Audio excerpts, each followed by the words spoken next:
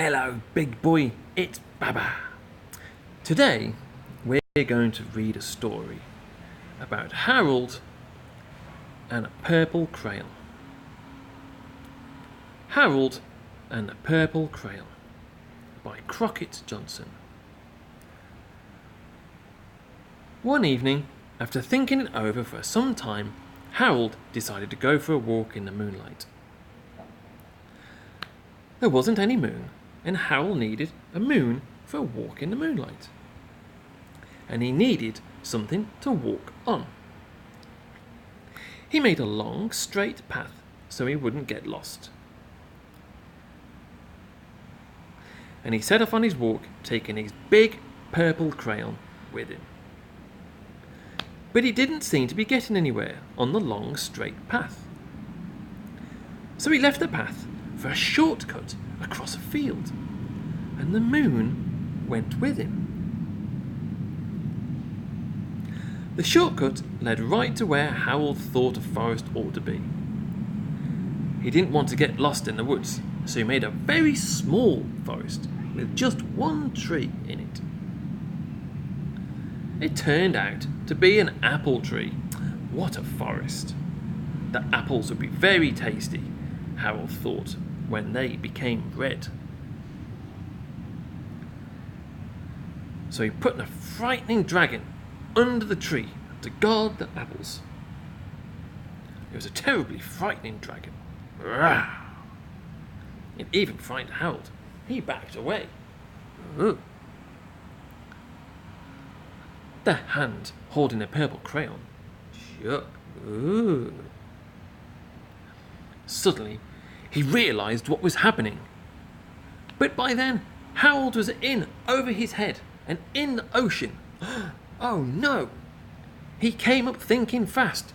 Blub, blub, blub, blub, blub, blub, blub. And in no time, he was climbing aboard a little trim boat. He quickly set sail, and the moon sailed along with him. Ooh. After he'd sailed long enough, Harold made land without much trouble. He stepped ashore on the beach, wondering where he was. Where am I? The sandy beach reminded Harold of picnics, and he thought of picnics made him hungry. So he laid out a nice simple picnic lunch. That looks nice. So, there was nothing but pie.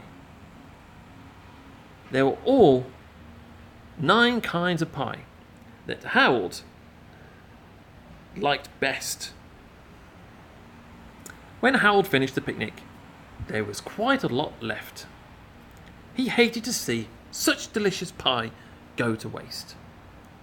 So Harold left a hungry moose and a deserving porcupine to finish it up. Gobble, gobble, gobble. And off he went, looking for a hill to climb to see where he was. Harold knew that the higher he went, the farther he could see. I can see a long way away. So he decided to make the hill into a mountain. If he went high enough, he thought he could see the window of his bedroom. He was tired and felt he ought to be going to bed. He hoped he could see his bedroom window from the top of the mountain. But as he looked down over the other side, he slipped. And there wasn't any other side to the mountain. He was falling through the air. But luckily, he kept his wits about him with his purple crayon, and he made a balloon, and he grabbed onto it. And he made the basket under the balloon big enough to stand in. He had a fine view from the balloon, but he couldn't see his window. He couldn't even see his house. So he made a house with windows. Clever Harold. And landed the balloon on the grass in the front yard. Very good, Harold. None of the windows was his window, though. What's he going to do? he tried to think where his window ought to be. So he made more windows. And he made a building full of windows. He made lots of buildings full of windows. He made a whole city of windows. Well done, Harold. But none of the windows was his window. He couldn't think where it might be. He decided to ask a policeman. "Hey, policeman." The policeman pointed the way. Harold was going that way anyway. But Harold thanked him. "Thank you, policeman." And he walked along with the moon, wishing he was in his room and in his bed. Then suddenly, Harold remembered. He remembered where his bedroom window was. When there was a moon. It was always right around the moon. And then Harold made his bed. He got into it and drew up the covers. And the purple crayon dropped on the floor, and Harold dropped off to sleep. The end. Night night, big boy. Baba loves you. Sleep tight. Don't let the bed bugs bite.